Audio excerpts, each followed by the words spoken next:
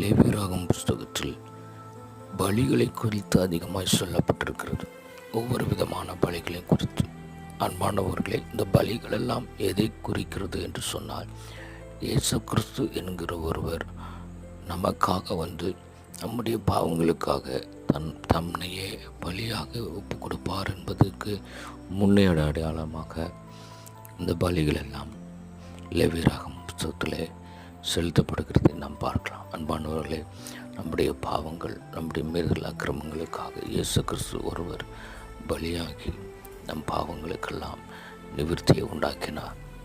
இயேசு கிறிஸ்து ஒருவரால் மாத்திரமே நம்முடைய பாவங்களை மன்னிக்கவும் நம்முடைய பாவங்களுக்கு நிவர்த்தியை உண்டாக்கவும் முடியும்.